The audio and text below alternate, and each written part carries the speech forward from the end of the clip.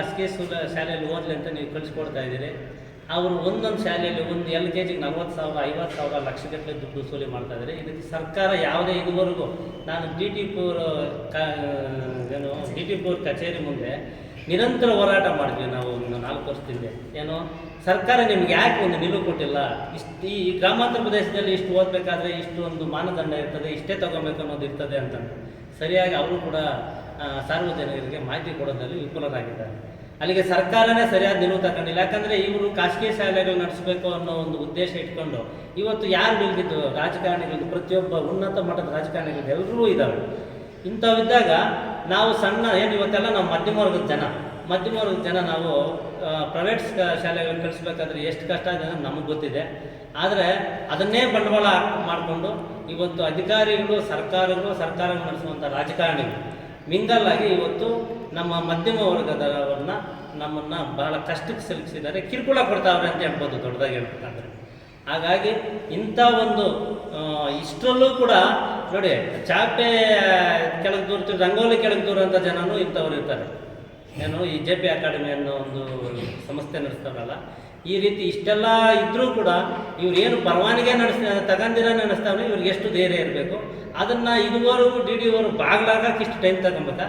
ಹೋಗಿ 1 ತಿಂಗಳು ಟೈಮ್ ತಗೊಬೇಕಾ? ನಾವು ಅರ್ಜಿ ಕೊಟ್ಟರು, ಮೌಖಿಕವಾಗಿ ಹೇಳಿದ್ರು, ಜಿಲ್ಲಾಧಿಕಾರಿಗಳು ಹೇಳಿದ್ರು, ಇವ್ರು ಇಷ್ಟೊಂದು ಡಿಲೇ ಮಾಡ್ತಾವ್ರೆ ಅಂದರೆ ಇವರಿಗೆ ಯಾರೋ ಬಹಳಷ್ಟು ಸಪೋರ್ಟ್ ಕೊಡೋರು ಯಾರು ಸಪೋರ್ಟ್ ಇದ್ದಾರೆ. ಸಪೋರ್ಟ್ ಇರೋದಕ್ಕೆ ಇವರು ಇಷ್ಟೊಂದು ಧೈರ್ಯ ನಡೆಸ್ತಾವ್ರೆ ಅಂತ ನಮ್ಮ ಉದ್ದೇಶ. ಹಾಗಾಗಿ ಇವತ್ತು ನಾವೆಲ್ಲ ಸಂಘಟನೆಗಳು, ಪ್ರಗತಿಪರ ಸಂಘಟನೆಗಳು ಶಿಡ್ಲಘಟ್ಟ, ಚಿಕ್ಕಬಳ್ಳಾಪುರ ಜಿಲ್ಲೆಯಲ್ಲಿ ಮಾತಾಡ್ಕೊಂಡಿದ್ದೀವಿ. ಇದ್ರೆ ಏನು ಇವತ್ತು ನಾವು ಎಲ್ಲ ಪ್ರಚಾರ ಕೊಡ್ತಾ ಇದ್ದೀವಿ. ಈ ಮಕ್ಕಳು ಪೋಷಕರು ನಮ್ಮ ಜೊತೆಯಲ್ಲಿ ಸೇರಬೇಕಾಗುತ್ತೆ. ಮುಂದಿನ ದಿನಗಳಲ್ಲಿ ನಮ್ಮ ಹೋರಾಟಕ್ಕೆ ಕೈ ಜೋಡಿಸಬೇಕಾಗುತ್ತೆ. ಆ ಹೋರಾಟವನ್ನು ನಾವು ಕೈಗೆತ್ಕೊತೀವಿ. ಮುಂದಿನ ದಿನಗಳಲ್ಲಿ ಇವರೇನಾದರೂ ಇದನ್ನು ಅಧಿಕಾರಿಗಳು ಮಾಡಲಿಲ್ಲ ಅಂದರೆ ಈಗ ಕಮಿಷನರ್ ಹತ್ರ ಓದ್ತೀವಿ, ಎಲ್ಲೋದ್ರೂ ಬಿಡೋದಿಲ್ಲ. ನಾವು ಯಾವುದೇ ಕಾರಣಕ್ಕೂ ಮಿಂಗಲ್ ಆಗೋದಿಲ್ಲ.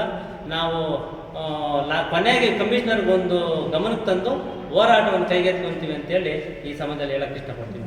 ಸಂಘ ತಾಲೂಕು ಅಧ್ಯಕ್ಷರು ಶಿಡ್ಲಘಟ್ಟ ಪುಟ್ಟಣೇಗೌಡ. 15 ವರ್ಷದಿಂದ ನಾನು ರೈತ ಸಂಘದಲ್ಲಿ ಕೆಲಸ ಮಾಡ್ತೀನಿ. ಪತ್ರಿಕಾ ಮಾಧ್ಯಮದ ಚಿಂತಾಮಣಿ ತಾಲೂಕು ಎಲ್ಲ ಪತ್ರಿಕಾ ಹಾಗೂ ದೃಶ್ಯ ಮಾಧ್ಯಮದ ಸ್ನೇಹಿತರಿಗೆ ಸ್ವಾಗತವನ್ನು ಬಯಸ್ತಾ, ಏನಿವತ್ತು ಸಮಾಜ ಪರಿವರ್ತನೆ ಸಂಘಟನೆ ಇವತ್ತು ಈ ಒಂದು ಹೋರಾಟವನ್ನು ಕೈಗೆತ್ತಿಕೊಂಡಿದ್ದಾನೆ. ಇದರ ವಿಚಾರವಾಗಿ ನಾವು ಕೂಡ ಬೆಂಬಲವನ್ನು ಕೊಟ್ಟಿದ್ದೀವಿ.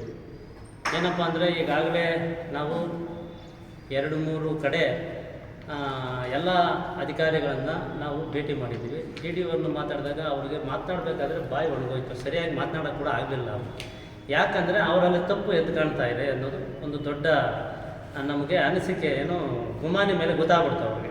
ಆಮೇಲೆ ಜಿಲ್ಲಾಧಿಕಾರಿಗಳ ಹತ್ರ ಹೋದಾಗ ಜಿಲ್ಲಾಧಿಕಾರಿಗಳು ಮೌಖಿಕವಾಗಿ, ನೀವು ಹೇಳಿದ ಪ್ರಶ್ನೆಗೆ ನಾನು ಮೊದಲು ಉತ್ತರ ಕೊಟ್ಬಿಡ್ತೀನಿ, ಮೌಖಿಕವಾಗಿ ಫೋನ್ ಕರೆಯಲ್ಲಿ ನಾವು ಅರ್ಜಿ ಕೊಟ್ಟರು ಕೂಡ DDP ಮಾತನಾಡಿ ನೋಡಿ, ಯಾವುದೇ ಕಾರಣಕ್ಕೂ ಇದರಲ್ಲಿ ನೀವು ಇದು ಮಾಡಿಕೊಡ್ದು, ನೀವು ಆದಷ್ಟು ಬೇಗನೆ ಅದೇನು ನಿಮಗೆ ಅವ್ರಿಗೆ ಮಾಹಿತಿ ಕೊಟ್ಟಿಲ್ಲ ಅಂತ ಹೇಳ್ಬಿಟ್ರು ಅವರು ನೇರವಾಗಿ DC ಅವ್ರಿಗೆ. ಏನು ನಮ್ಮ ಹತ್ರ ಯಾವುದೇ ಅವರು ಪರವಾನಿಗೆ ತಗೊಂಡಿಲ್ಲ ಅಂದಮೇಲೆ ನೀವು ಯಾಕೆ ಸುಮ್ಮನೆ ಕೂತಿದ್ದೀರಿ, ಆದಷ್ಟು ಅದನ್ನು ಬೇಗ ಹೋಗಿ ಸೀಜ್ ಮಾಡಿ ಆ ಕಾಲೇಜನ್ನು ಅಂತ ಡೈರೆಕ್ಷನ್ ಕೊಟ್ಟಿದ್ದಾರೆ.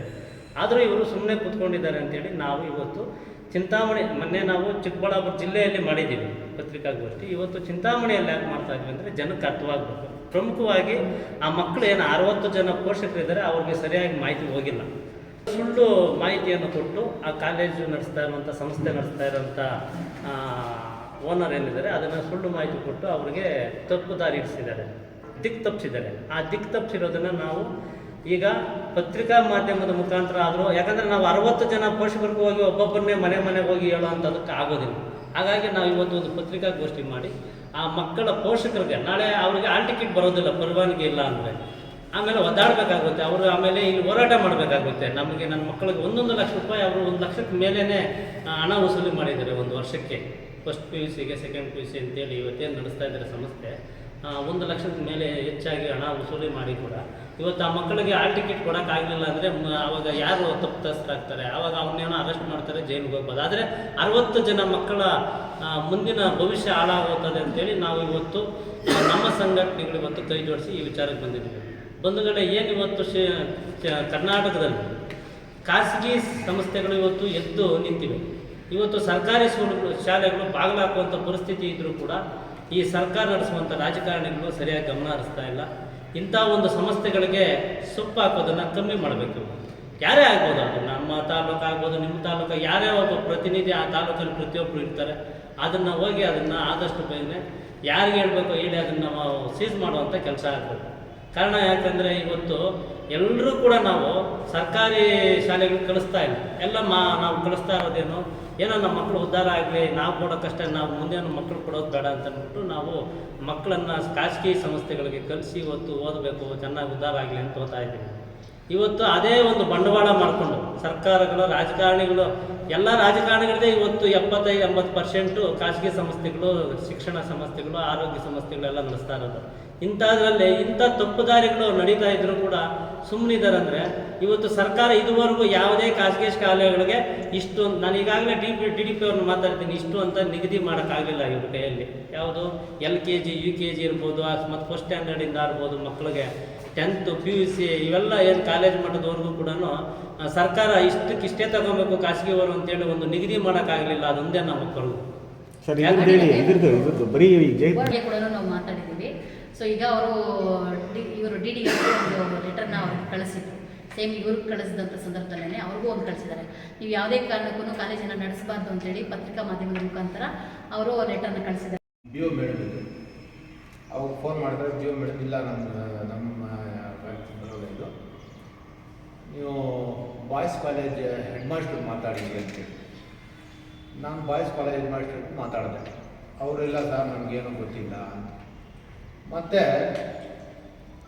ಎಲ್ಲರಿಗೂ ಮಾತಾಡಿ ಎಲ್ಲರಿಗೂ ಇದು ಮಾಡಿದೆ, ಇನ್ಕ್ವೈರಿ ಮಾಡಿದ್ರೆ ಇದು ಇಲ್ಲೀಗಲ್ ಆಗಿ ಕಾರ್ಯ ನಡೀತಾ ಇದೆ. ಅವ್ರು ಏನಾರ ಮಾಡ್ಕೊಳ್ಳಿ, ಅವ್ರ ಬಿಸ್ನೆಸ್ಸು. ನಮಗೇನು ತೊಂದರೆ, ನಮಗೇನು ಇದೆ ಅಂದರೆ 60 ಮಕ್ಕಳು ಭವಿಷ್ಯ ಹಾಳಾಗುತ್ತೆ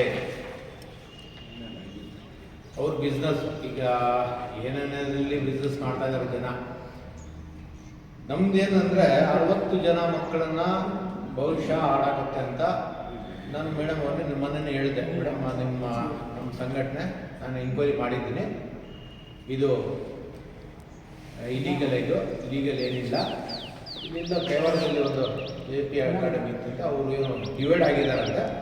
ಇಲ್ಲಿ ಅವ್ರು ಬಂದು ನಡೀತಾ ಇದ್ದಾರೆ, ಅವ್ರು ಬಂದು ಇಲ್ಲಿ ಬಿಲ್ಡಿಂಗ್ ತಗೊಂಡು ಇದು ಮಾಡ್ತಾ ಇದ್ದಾರಂತೆ.